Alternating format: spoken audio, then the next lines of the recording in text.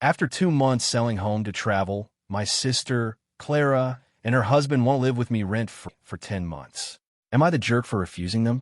So I, Amos, 32 male, own a modest 3-bedroom house that I've been paying off for the last 10. It's nothing fancy, but it's mine, and I'm proud of it. My sister, Clara, 29 female, and her husband, Leon, 31 male, are the typical free-spirited types. They've always talked about quitting the rat race, living life to the fullest, all that. Well, a few months ago, they finally did it. They sold their house during a booming market, thinking the profit would fund a year-long break to travel. They believed they could stretch the money by traveling cheaply, staying in hostels or Airbnbs, and getting by with occasional odd job. At first, they stayed in nicer places and ate out a lot, thinking they had plenty of cushion, but within 2 months, they were out of money. They underestimated how quickly expenses would pile up, especially with 2 young kids, Gina, 7 female, and Cole, 5 male, to feed and care for. Now that their funds are drained, they've decided to stop full-time travel, but don't want to settle down. Instead, they asked to live with me rent-free for the next 10 months while they figure things. They say they'll still try to take some occasional trips if they find super cheap deals, but for the most part, they want to stay at my house. I told them no. My house isn't big enough. I don't want the disruption, and I certainly don't think it's fair for them to live off me because their plan failed. I offered to help them find an affordable rental or even cover part of their expenses for a couple of months so they could get back on their feet, but that wasn't enough. My sister blew up at me, calling me selfish and accusing me of being jealous of their adventurous lifestyle. To make it worse, my parents are siding with her, saying that family should help family and that I'm being too rigid. The thing is, my parents live in a small apartment, can't take in my sister's family, which is probably why they're pushing it on. They say I don't understand the value of experiences and that I should be more supportive. Some of our mutual friends are also saying I should be more understanding, but I think it's completely unreasonable to expect me to house their whole family for nearly a year just because they didn't plan properly. Am I a jerk? Now, to the next story. Story 2. My own family organized an intervention to disown me for the sake of the family. Sadly, they were unaware of the covert business I own. Hello, everyone. Before we begin, a small favor. If you love this type of work, please subscribe. It's free, helps the channel, and ensures you never miss out on great videos. Okay, let's get started. Let me set the scene. My name is Hugo, and I've always been referred to as the black sheep of my family. My family is all about appearance. We're talking about an entire clan that is completely infatuated with flashy objects. My parents own a network of jewelry stores where wealthy individuals may spend a year's rent on something they'll only wear twice. Jewelry is more than simply a business. It is a part of their personality. Apparently, I am the flaw that tarnishes their flawless image. It's not like I'm a slacker who spends his days playing video games in the basement. Far from it. I own a business that designs and customizes high-end bikes. I'm not referring to the kind you acquire in a sporting goods store. These are handcrafted, elegant machines with incredible attention to detail, bikes that are more expensive than some cars.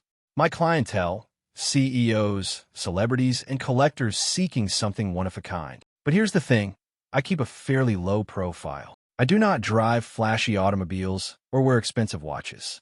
My workshop isn't in a flashy office. It's in an old industrial building that I purchased outright. My company is small, only a few individuals I trust, and we produce bikes with a 6-month wait list. My family, they're not aware of any of this. To them, I'm just the guy who prioritized his hobby over the family business. Growing up, my parents made it apparent that they prioritized achievement, money, and maintaining appearance. My older brother, Grant, was groomed to take over the jewelry empire. He has the firstborn golden child idea down to a science. My sister, Naomi, is their pride and delight since she married into. And then there's Kevin, the family baby who can't do anything wrong despite the fact that he lives off the family. I guess I was doomed from the beginning. I did not want what they wanted. They enjoyed the limelight, the continual desire to network, and the pressure to project the picture of a perfect family. I despised it. When I was younger, I'd sneak away from their silly galas and charity dinners to tinker with everything I could get my hands on. Broken radios, old motorcycles, anything mechanical. That is how I discovered my passion. As I grew older, it became clear that I did not fit in. My parents wanted me to join the family business, but I couldn't think of anything worse. Selling jewelry to people who value money over quality. No thanks. I wanted to build something with meaning. After college, which they only paid for because they expected me to come to my senses, I began working on my bike designs. At first, it was just me in my garage, but the demand quickly rose. I invested everything I had in the business, time, energy, and money, and it paid off. My ideas began to gain traction. I soon had clients eager to pay exorbitant fees for my work. Here's where it gets funny. My family knows I'm self-employed, yet they believe I'm barely getting by. They are unaware of my achievement since I do not brag about it. I drive a regular automobile, dress regularly, and avoid their small networking events like the plague. They see my modest lifestyle as proof that I failed. The truth is that I outperform all of them. My business has reached 7 figures. I have collaborations with major brands, a client list that has been scheduled for months, and a reputation that is spreading worldwide. But none of that matters to them because, in their opinion, success isn't real unless it's on your wrist or parked in the driveway. The protocol is the same every time I visit them. Grant brags about his latest strategic partnership, which is really a fancy way of stating he inked a deal set up by his father. Naomi hints about her glamorous life, which primarily entails being a socialite. Kevin behaves like a frat dude who has never outgrown his college glory days. And me, I receive nice, phony smiles and passive-aggressive comments about my potential. Are you still working on those bikes? Dad asks with a disappointed tone. Yeah, I'll reply, keeping things brief because there's no use in explaining myself. Naomi once asked me directly if I needed help obtaining a real job. I chuckled and told her I was fine, but she gave me a look as if she had just done me a favor by proposing it. The worst aspect is that they never ask about my business. Not really. They think it's just a phase I'll go through, as if I'm a naive adolescent. It's offensive, but also sort of funny. They're so caught up in their own world, so persuaded that their way is the only way, that they don't notice what's in front of them. I kept my success to myself for a reason. I'm not hiding it. I simply don't feel the need to prove anything. My work speaks for itself, and those who matter understand the reality. My clients value what I do. My staff is fantastic, and I've created something that I'm truly proud of. I don't need their affirmation or approval. But the truth is that they aren't content to let me live my life. They've been dropping hints and subtle statements about how my actions affect the family. Not being involved in the jewelry business appears to be a form of betrayal. They act as if I owe them something, as if I'm failing to meet their expectations by not following along. Grant cornered me at one of Mom's dinner gatherings and began lecturing me on family legacy. He literally said, "You're either with us or against us." I nearly choked on my drink. Against you? Dude, I'm just trying to live my life. And then here we are, a brief and quick text from Dad. Family meeting, 8 p.m., be there. So I went to the family meeting expecting a lecture, maybe even a fight. I was unprepared for the circus that awaited me. I could feel the tension in the air from the moment I came in. It was like walking onto a stage with a screenplay fully written, and I was the only one who hadn't read it. My father answered the door and gave me a disapproving once-over as if he was already upset by my existence. He did not even say hi. Instead, he simply mumbled, "You're late," and moved aside to allow me in. For context, my father defines late as anything less than 10 minutes early, so while I was technically on time, he thought I was an hour late. I didn't bother arguing. There was no point. I just shrugged and stepped inside. The house looked precisely the same as it always did. Immaculate, expensive, and soulless. Everything in it screamed, "Look how much money we have." From the huge crystal chandelier in the entrance to the immaculately set living room that nobody ever used. It was all simply a big spectacle. And speaking of the living room, that's where everyone was assembled, arranged in a beautiful little semicircle, as if they were holding a press conference. Grant stood on one side, dressed in his regular business casual attire, as if he had just returned from a board meeting. Naomi was sitting next to him, browsing through her phone and probably appearing to be busy. Kevin was sprawled out on a chair, as if he didn't care about anything. But I knew he was enjoying whatever drama was going to develop. Then there was my mother, sitting off to the side like a worried referee, wringing her hands and giving me that tight smile she always gave when things were about to get awkward. Of course, there was my assigned chair, a single, lonely seat positioned deliberately in the center of the room, facing everyone. It was so clear that this was an ambush that I nearly laughed. Almost. Dad did not waste any time. As soon as I sat down, he began his speech emphasizing the value of family unity and heritage preservation. It was all extremely official and rehearsed. At one point, Grant weighed in with phrases like long-term strategy and brand image, which made me roll my eyes so hard I feared they would get. Naomi wasn't far behind, commenting on how my decisions were troublesome and how they impacted the family as a whole. She continued using terms like reputation and status, as if these were the only things that mattered. Kevin didn't say much, and he didn't need to. He was simply sitting there smirking as if he were watching his favorite television show. I didn't say anything. I simply listened to them, nodding occasionally to give the impression that I was paying attention. To be honest, it was intriguing to see how much effort they had put into the entire process. They truly believed they were conducting some sort of intervention, rescuing me from a life of failure and shame. Finally, Naomi handed me a folder. She slid it across the coffee table as if she were presenting me with some sacred document. "This is for the good of the family," she remarked, her tone condescending. I opened the folder and realized how far they were willing to go. Inside were legal papers that were carefully ordered, filled with jargon. I did not need a lawyer to comprehend the gist. They were cutting me off, no inheritance, no ties to the family business, and no connection to the family. For a second, I just stared at the papers, not because I was surprised. I could see this coming from a mile away, but because it was ridiculous how serious they were taking me. They truly believed this was some sort of retribution. Dad leaned forward, his voice serious and forceful. "This isn't personal, Hugo. It's about business. Your actions have consequences." I raised an eyebrow. "My actions? You've made choices that don't align with the family's values," Grant stated as if reading from script. Naomi nodded.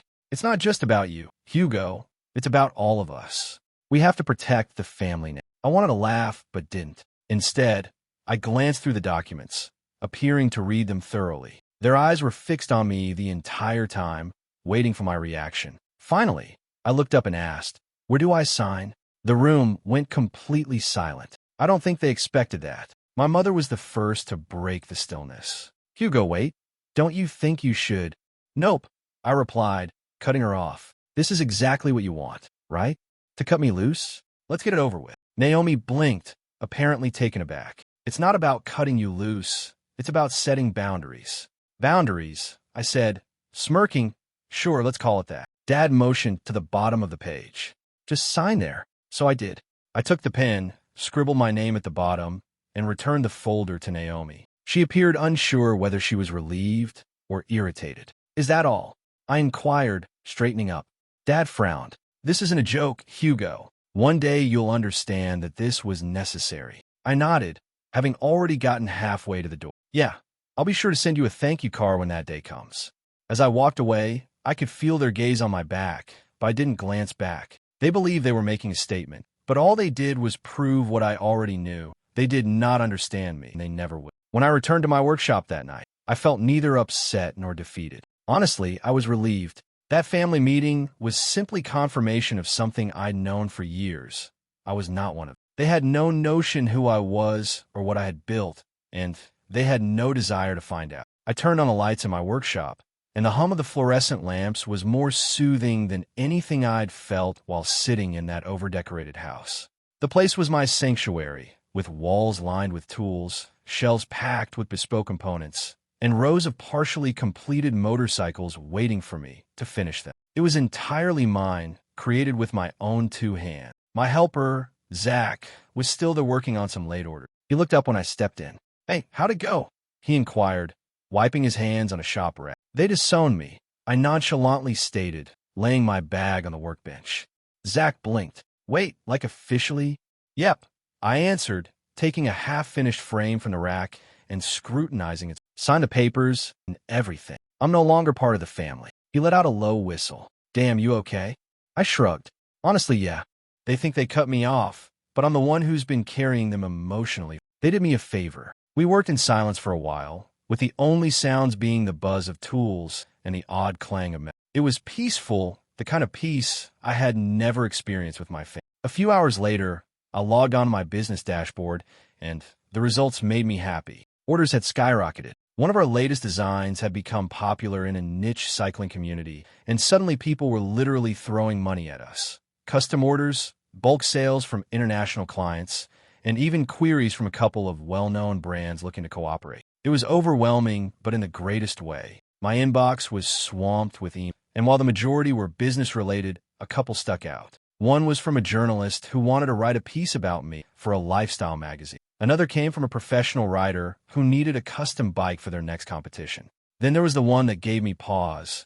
A private client offering an insane sum of money for a one-of-a-kind design. I slumped back in my chair, laughing. My family believed I was wasting my life experimenting with bikes, yet it was more profitable than their jewelry business.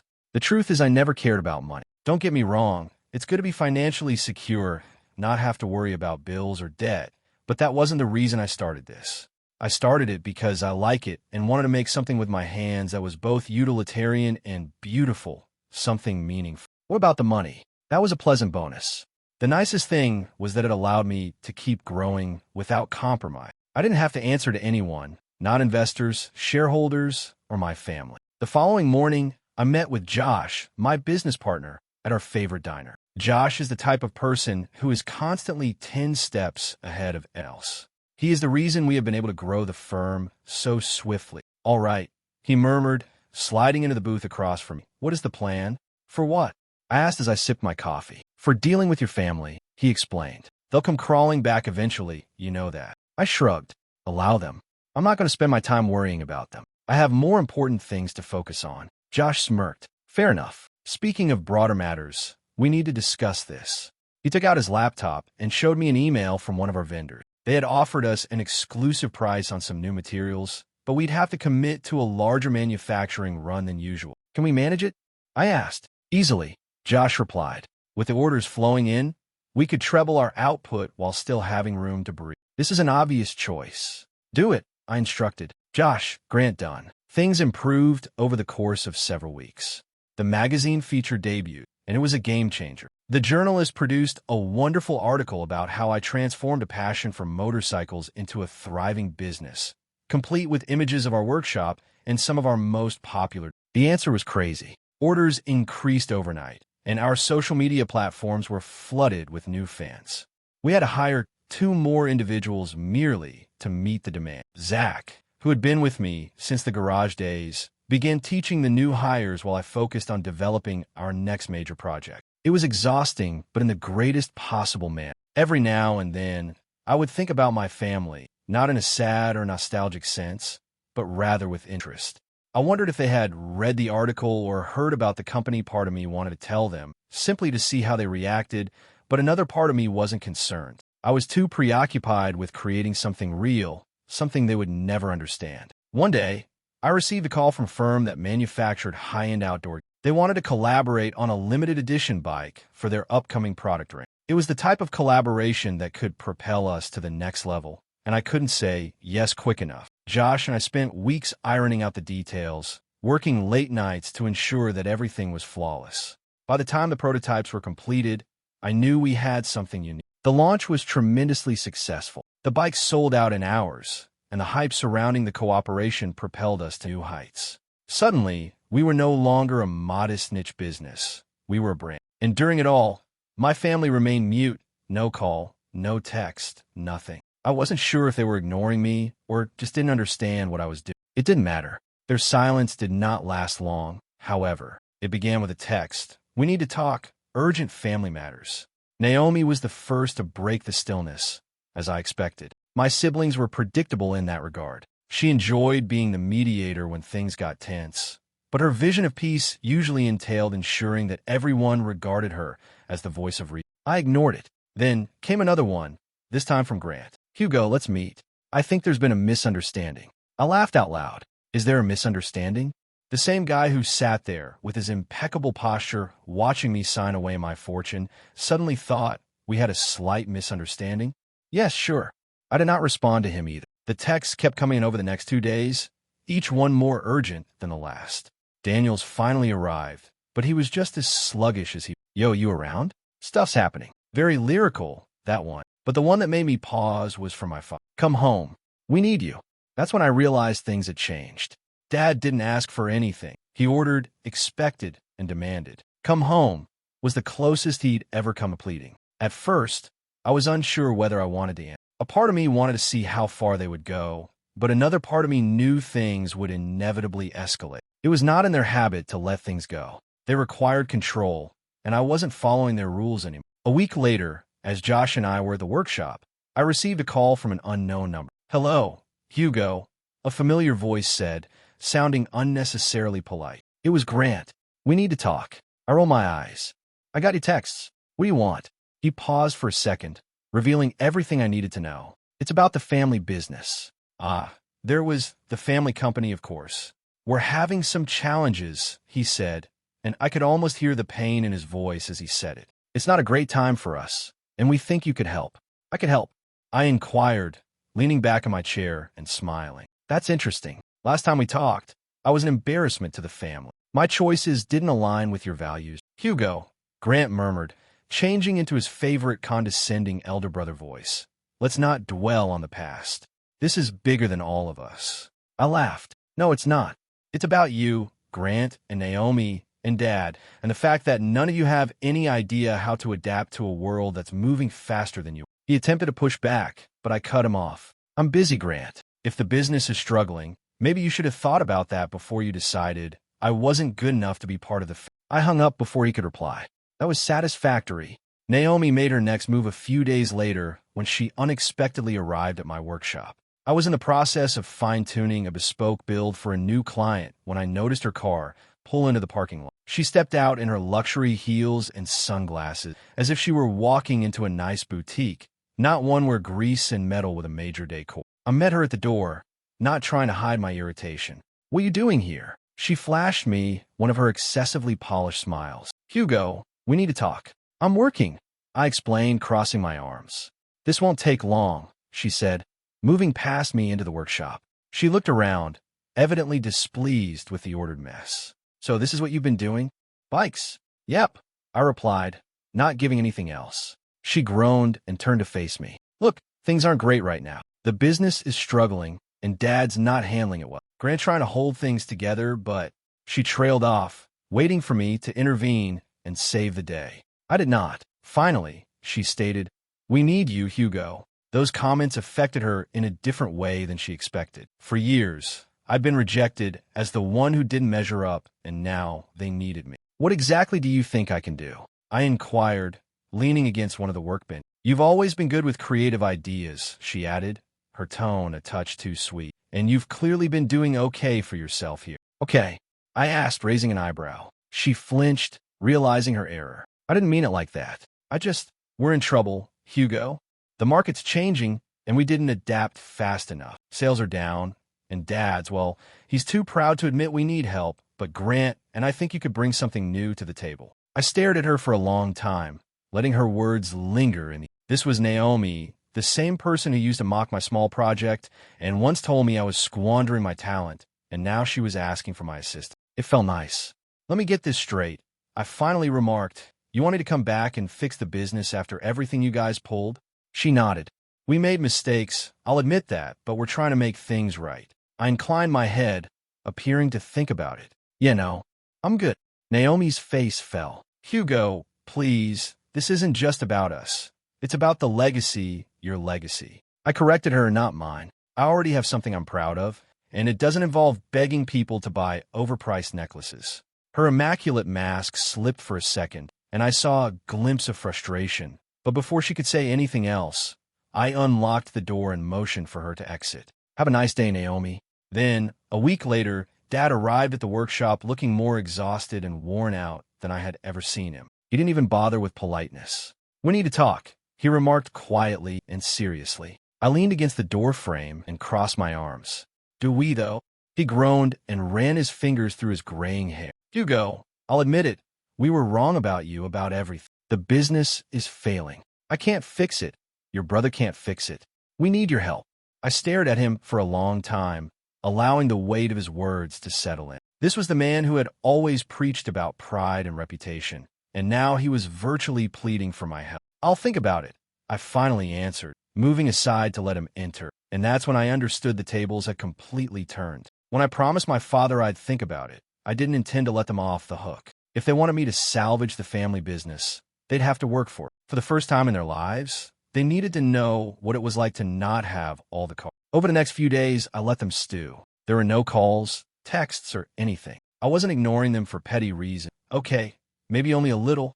I wanted them to recognize that they were no longer in control. They disowned me like it was nothing, and now they're circling back trying to bring me on board. I wasn't going to make things simple. Josh, of course, found the whole thing amusing. So, let me get this straight, he began, leaning on the workbench as I adjusted. They need you to preserve their business, but they haven't apologized, and they certainly haven't admitted how badly they messed up. Pretty much, I replied, smirking. And you just let them twist in the wind? I shrugged. Feels fair. Josh laughed. I wish I had your patience.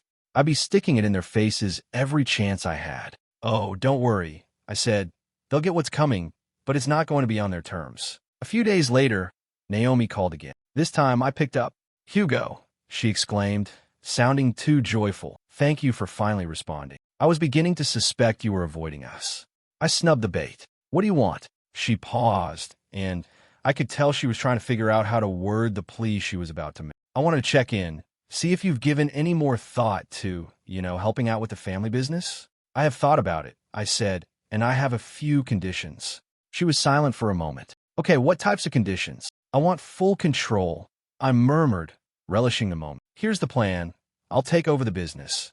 You will continue to work as employees, with no titles or power. You will respond to me. Naomi almost choked. Wait, complete control? Hugo, that is not negotiable. I shut her off. If you don't like it, find someone else to fix your mess. She stuttered, trying to argue, but I stood strong. She eventually promised to talk to Dad and Grant and get back to me. My dad returned to the workshop the following day. He appeared more put together this time, but the despair in his eyes was still evident. Naomi told me about your conditions. He began as soon as he got in. He exhaled. That's a hefty ask, Hugo. You're asking us to hand over the firm your mother, and I started from the ground up. I leaned on the workbench, crossing my arms. No, I'm asking you to hand over the company that is failing because none of you understand how to change. If you want me to save it, you must let me do it my way. Otherwise, what is the point? He said nothing for a long time. I could see the inner conflict on his face. Eventually, he nodded. Fine, you can have full control, but there's one condition, he told me. Here we go, I mumbled.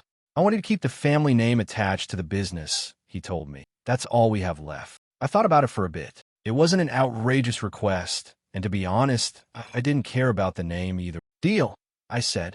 The real fun began after the family reluctantly agreed to let me take complete control. I did not waste any time diving in. If they expected this to be a slow, peaceful transition in which they could dispute or second-guess my actions, they were mistaken. This was not a democracy. It was a dictatorship, and I was in charge. The first thing I did after taking over was demolish their beloved hierarchy. Grant had been conducting operations as if he were auditioning for a reality show about dumb executives. His concept of leadership involved shouting at people when things went wrong and claiming credit when things went right. That was not going to fly. I called a staff meeting in the main office. All managers, department heads, and key personnel were invited. My family also showed up, but they seemed uneasy, sitting off to the side like school children waiting for the principal to scold them. All right, I said, standing at the head of the meeting table, let us get one thing straight. The previous manner of doing things is obsolete. This company will now be driven by outcomes rather than nepotism. A few others looked anxiously at Grant, who was staring at me as if I had insulted his entire being. I pointed to the whiteboard behind me, where I had outlined a clear strategy. We are streamlining everything. No more bloated budgets, superfluous overhead, or out-of-date practices. I am interested in hearing your view. If you've been buried beneath layers of bureaucracy, that ends now. This is your moment to show what you are capable of. One of the managers raised their hand. And how about the family? I smirked. They will be held to the same standard as everyone else. No exceptions. Grant scoffed, but I ignored him. Naomi appeared to want to burrow beneath the table, while Daniel was half asleep. Classic. I then tackled the stores. Half of them were losing money because they had not been updated in decades. The exhibits were worn, the layouts were unclear, and the employees appeared to be just waiting for someone to put them out of their misery. I instantly shut down the locations with the lowest performance. Some employees were disgruntled, which I understood, but I made sure to provide severance compensation and job placement. This was not about punishing somebody. It was about saving the organization. The remaining stores received a comprehensive renovation. I hired designers to remodel the premises, transforming them into clean, minimalist showrooms that focused on products rather than gimmicky sales practices. I also implemented a new inventory system, making it easier for customers to browse and buy, whether in store or online. Speaking of online, this was another key area where the corporation had struggled. Their website appeared to be trapped in 2005, complete with clumsy navigation and fuzzy photos. I scrapped it all and hired a team of developers to create a new website from scratch. It was quick, easy to use, and smartphone optimized. Within weeks of launch, internet sales surged. Then came the product line. This was where I truly put my mark on things. For years, the company produced the same old designs, gaudy, costly jewelry aimed at an older audience. It was okay for the older set, but it utterly ignored younger customers seeking something new and current. I launched a new line centered on minimalist, ecological designs, considering exquisite items crafted from recycled materials with an emphasis on craftsmanship and storytelling. Each piece included a card explaining where the materials came from and how they were recycled. It was a hit. People appreciated the concept of owning something unique that didn't harm the environment. Naomi first despised the idea. She claimed that it was too hazardous and did not meet our clients' expectations. But after the numbers started flooding in, she had to concede I was correct. Of course, not everything went well. I had to deal with a lot of criticism, especially from my own family. Grant in particular seemed determined to undercut me at every opportunity. He'd pull me aside after meetings and say things like, "Are you certain this is the best decision? I mean, you're new to this level of man." I just smile and say, "You're welcome to step down if you believe you can't handle the changes." That typically silenced. And Daniel, honestly, I had no idea what he was doing half the time. He'd arrive at meetings late, if at all, and offer nothing. I eventually assigned him a tiny responsibility, maintaining the company's social media profiles, which kept him busy enough without inflicting any significant damage. Despite the hurdles, the outcomes spoke for themselves. Within 6 months, the company was unrecognizable in a positive sense. Sales were up across the board. The new product lines were receiving fantastic reviews, and we'd even begun to attract younger, more tech-savvy clients. What was the best part? My family was beginning to sense a power shift. They had spent their entire lives at the top of the food chain, but now they were just like any other employee. They responded to me. One day, I arranged a meeting for just the 4 of us, myself, Dad, Grant, and Naomi. I want to make sure they knew exactly where we stood. "Let me be clear," I stated, leaning back in my chair. "I now own this corporation. If you decide to stay, you will do things my way. If you don't like it, there's the door." Dad grimaced, but said nothing. Grant appeared to want to argue, but Vanessa placed a hand on his arm and shook her head. "I'm serious."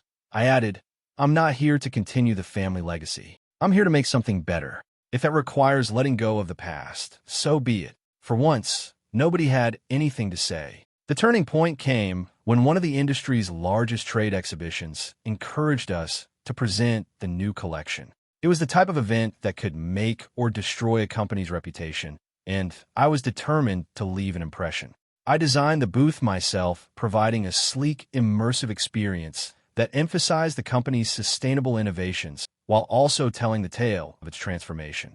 My family was present, of course, but this time I was the star of the show. Customers, journalists, and industry experts rushed to our exhibit, admiring the new approach and questioning how we turned things around so rapidly. I made every effort to give credit where it was due, particularly to the staff who had worked tirelessly to make it happen. As I saw people admire the pieces I helped make, I felt a surge of pride that I had never felt before. This wasn't just about preserving a business.